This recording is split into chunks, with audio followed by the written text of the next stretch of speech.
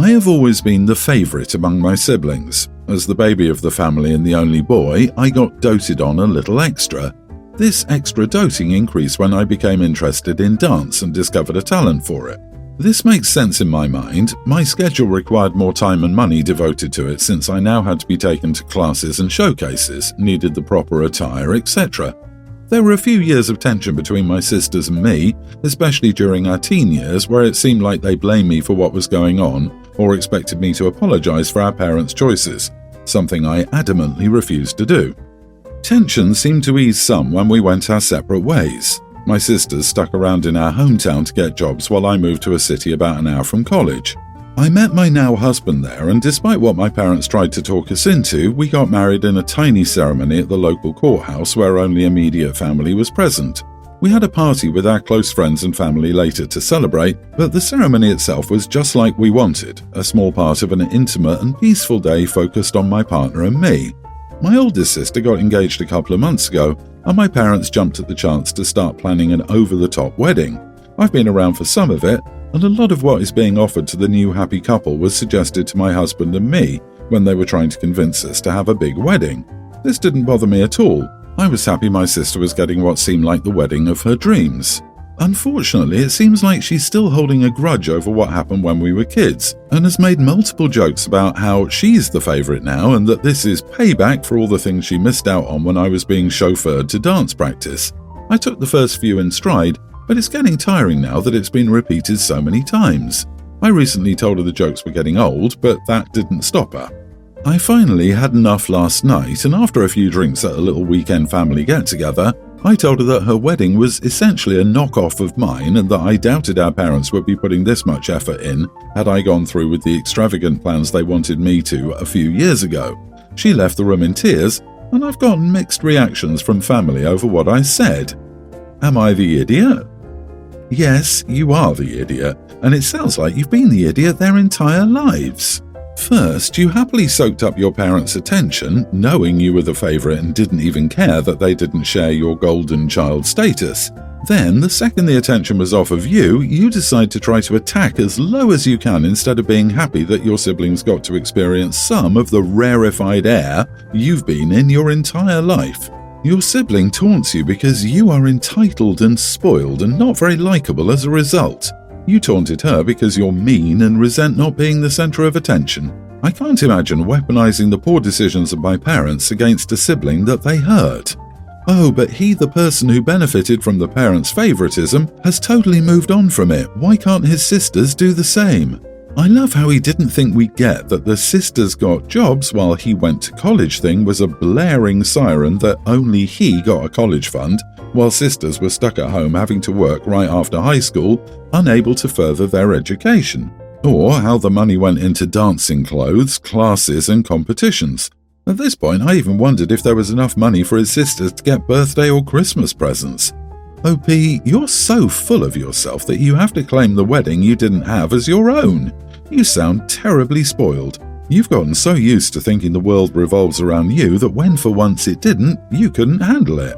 Your parents are the idiots as well, by the way. I disagree with it being a few light-hearted jabs from sister. In my experience, that's never been the case in this sort of situation. Most of the time, it's a passive-aggressive expression of outright hostility with the slightest of veneers of civility. It's often tough to deal with because it's so difficult to tell them to knock off their crap without it playing right into their game. OP's post reeked of him being an idiot, but I also think everyone is underplaying what the sister was doing. Everyone's the idiot here. When your sister kept trying to goad you, the adult thing to do was to ignore it, not goad her back. You're not children anymore, and you did have an advantage over her growing up. My mom is currently visiting us. This is the first time since we moved 3 years ago. She's not one of those intrusive mothers-in-law, so sometimes I just wish my wife would let the little things slide. My mom and my wife had some issues years ago, but my mom has been fine during this visit. The only issue is she isn't eating, and I mean literally isn't eating anything. She's clearly going out and buying food because she doesn't seem sick or lethargic at all, but since getting to our house, the only thing I've seen her eat is one chocolate peanut butter cup. She sits with us while we eat, but always says she isn't hungry, doesn't feel well, though she seems fine. Later in the evening, she asked to use my car to get coffee, so I'm sure she's going out, getting what she wants, and binge eating enough to get through the next day. Personally, I don't care. She's a good guest, it's nice for me to see her, and she isn't being careless with my car, so no problem. My wife, however, is furious. She's currently not speaking to my mom due to this. She says I need to confront her, or she will. I flat out refused, as I said she was being polite about it, and who are we to force her to eat? My wife called me spineless and said she was going to handle it. She called her mom and sister to get their opinion and was ready for a confrontation. I broke down this morning and begged her to just let it go. She accused me of wanting her just to shut up and endure for my sake and is now mad at me. She says she has to do it as I'm a mama's boy. My mom is flying home tomorrow, and I just don't see any reason to make this an issue. Am I the idiot? Everyone's the idiot here.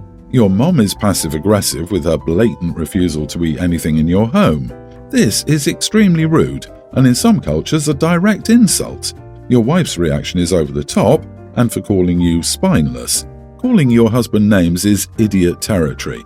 Finally, your behavior is understandably infuriating to your wife, and you are enabling your mother's rude behavior. The three of you must act like adults and discuss this issue openly. So it is rude to decline food, but not to try to guilt and nag someone into eating your food. If the mother doesn't want to eat the wife's cooking for whatever reason, then that is her right. People who demand their guests to eat and throw a hissy fit when they don't isn't half as polite as they think they are, and in that aspect, they can shove their culture. I don't understand the mom either. I don't want to get to know you, I'm annoyed you keep trying to get to know me, you're spending too much time over here, but also, how dare you guys spend more time with your in-laws than with me? Why can't mother-in-law stay in a hotel if she's so uncomfortable around her son's family that she can't eat around them, and feels the wife remains in her own home too much and expects too much interaction? This is literally how every evil mother-in-law story starts, and yet OP is like, my mom is a great mother-in-law. OP is clueless about how his mom really is, and he's also very adept at rationalizing her behavior in her favor, so she's trained him very well. I hope he really listens to his wife over the next few days, if she's even talking to him by then. I, female 25, married my husband 25 in August. We kept it small and simple and didn't want too many guests due to budget, so we only invited close family members and friends. My older sister, Dawn, 38, has 10 children. My parents and the rest of my family aren't religious, but Dawn and her husband are very hardcore Christians and believe that having many children is God's will. Inviting all of my nieces and nephews would be quite expensive. My wedding isn't child-free, but my husband and I decided it would be fairest if we only invited Dawn's 3 eldest kids. I talked to Dawn about it and explained our reasoning, but she was offended and said I was picking favourites. I told her I was sorry, but 10 kids was a considerable cost on our wedding budget and that we tried to be as fair as possible. Dawn accused me of being a bridezilla and thinking I was too good for her and her family. So I told Dawn that if she doesn't like it, she doesn't have to come, but that she's my sister and I really want her at the wedding. Dawn, her husband, and 3 elders did come to the wedding, but with other family members bringing small children, everyone was asking her why not all of their kids were there. After the wedding, Dawn has been very off around me lately. She told me she understands how I feel about her babies and said that I'm a bad sister and a terrible aunt, and has accused me of not respecting her religion and lifestyle. My parents and other siblings have been making comments like, "Don't get too excited for XYZ. OP said only 3 people can come because there are too many of us." The comments have been getting to me a bit, and I wonder if I was the idiot. Edit, my husband and I paid for the wedding ourselves. Not the idiot, that's a family of 12. If your sister was so upset, she could have offered to contribute towards the costs. A consequence of having a load of kids is that people aren't going to want to cater to all of them at events because it is a high cost. And OP said the wedding was only about 40 people anyway. Adding a family of 12 to that is insane. That's a fourth of your guest list. And even if you found a decent venue where kids' meals are maybe $50 a plate, that's still $600 if you're going low budget. That's huge in your food costs. Damn, they have enough kids for a sports team. It is your wedding, but you also have to expect consequences for your actions. Your sister's reaction isn't completely unreasonable and should have been expected, as well as her behaviour after the wedding. Not saying it's right or wrong, but it should have been expected. In her eyes, you insulted her family and her faith. Gently, you are the idiot. You really should have set an age limit to avoid all this drama. It must have been so awkward for everyone to keep asking your sister, "Where are your other kids? Why did you only bring 3 of your kids?" You did single your sister out, and stuff like this will happen. So I, 25 female, work in a pretty big office in a big city. The floor I work on is specifically for a branch of the company, so there are only a dozen people on that floor. I bring my lunch every day because I usually don't have time to get up and get food for myself. One of my favourite foods is strawberries, and I always eat them. About a week ago, a woman who I'll call Jane, 47, started working in the room about 7 doors down from me. A couple of days ago, I pulled out my lunch and started munching on my strawberries while trying to type an email. Jane knocks on my door and asks me what I'm doing. She says this in a very high-pitched, angry tone, so I'm taken aback, and all I can murmur out is a small, "What?" before she starts yelling at me. She goes on about how I should know she's allergic and that even smelling strawberries can cause her a severe reaction. I cough on my strawberry and rush to put it back in its container, and she gets even angrier that I didn't already know. I apologise and put my food back in my lunchbox, then put it in my desk drawer. The next day I went to my supervisor, I'll call Derek, to talk about the situation and ask if we could maybe put up a sign at the entrance of our office floor that tells us what allergies our co-workers had. That way we can avoid mistakes that happened the day before. He looks at me confused and asks what I'm talking about. I explained what had happened the day before, and he sighed and explained to me that Jane had no proven documentation about her allergy and didn't put any allergies on the employee information sheet when she was employed. I sigh with relief and ask if it's okay for me to bring my strawberries the next day, and he says it's perfectly fine. So the next day I brought my strawberries, and Jane goes off on me as I open my lunch and claims I'm trying to kill her. She says this loud enough that all my other co-workers gather around my door and see what's going on. Jane storms out, and about half of my co-workers tell me I'm an idiot for doing that to her and walk out with her. The other half sits there and tells me it's fine and that she did the same thing to them but with different foods. Examples: carrots, beans, avocado, etc. I'm getting a lot of angry emails calling me an idiot and I feel horrible, but some of my co-workers are saying I did nothing wrong. Am I the idiot? Your boss cleared you and stated she didn't write them down or provide documentation. If she would die from the smell, she'd be dead already upon entering your office. Not the idiot, enjoy your fruits. Next time she comes in, tell her to take it up with the supervisor and HR. You inquired and were cleared to eat them at the office. She smells strawberries from 7 doors down and then proceeds to walk closer to the smell that could kill her to tell you the smell could kill her. She's a moron, but it seems like she's lying based on all the other food weirdness.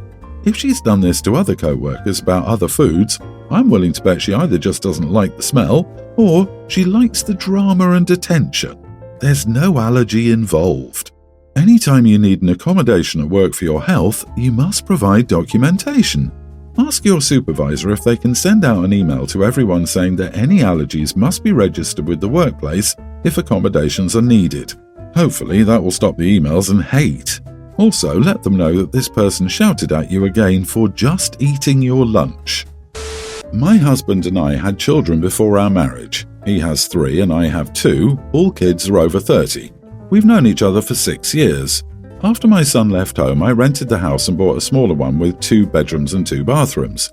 One room is my office and another a normal room. My husband and I have lived together in my house for 2 years, and we split the bills in half. But because my husband lost his old job and isn't earning as much in the new one, the bills are 3/4 for me. Our house is not a good place to receive visitors, especially for a long time because they have to stay on a mattress in the living room. I don't let them sleep in the office because that is my place of work.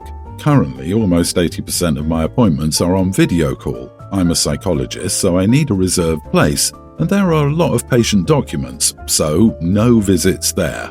One of my husband's children, Logan, 32 male, is visiting our country, 5 years abroad, and after staying at his mother's house, he came to see my husband.